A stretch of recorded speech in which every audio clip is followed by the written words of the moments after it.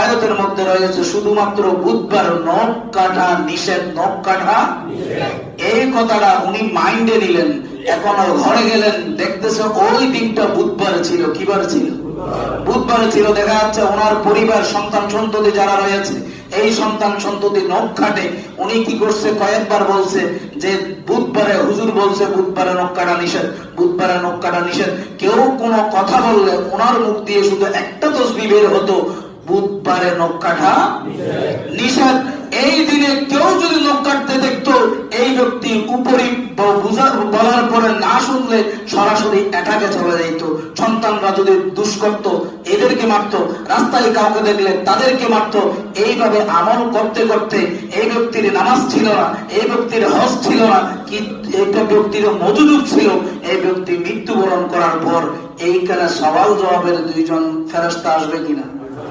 এখন প্রশ্ন করা হলো, মান রব্বুকা ওয়া দীনুকা মা কুনতা তাকুলু ফি হাক্কি হাযার রাজুল।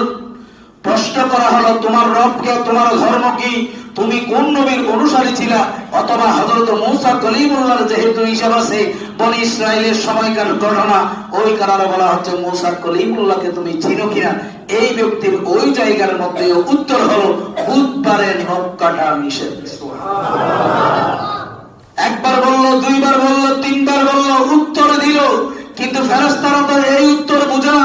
ফেরেশতারা তিনটা প্রশ্নের উত্তর জানে, যা দেওয়ার দরকার তাই দিবে। বুধবার নখ কাটা না, একবার বলল, তিনবার বলল, চারবারের ভিতরে এই ব্যক্তি সরাও হয়ে ওই কবর থেকে লাঠি নিয়ে উঠে গেল। এইবারে তোমাদের কয়বার বললাম বুধবারে নখ কাটা বাধা, বুধবারে নখ কাটা বন্ধ, এটা নিষেধ। তোরে কয়বার বললাম, তোরা এরপরে আমাকে কি জিজ্ঞেস করিস? আল্লাহর দরবারে ফরিয়াদ করো, আল্লাহ এইরকম একটা ব্যক্তি, এই প্রশ্ন করলাম একটা, বুধবারে নখ কাটা নিষেধ, এই কথা বলতে বলতে তার সাথে কোনো কথা বলার সুযোগ সুবহানাল্লাহ। আল্লাহ রহমতের চাদরের মধ্যে বান্দাকে নিয়ে এলেন। ও আমার ফেরেশতারা, তোদের আর প্রশ্নের দরকার নাই। আমার বান্দা দুনিয়ার মধ্যে এই কাজটাই আমল করেছে।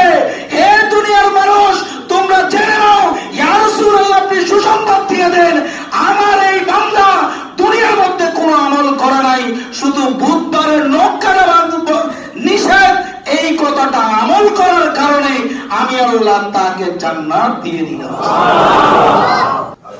অথচ নখ আমরা প্রতিদিন কাটি, নখ যা ইচ্ছা তাই কাটি, কাটি কিনা? কিছু কিছু মানুষ আছে একটু পারলেও কেটে ফেলে, আসে কিনা?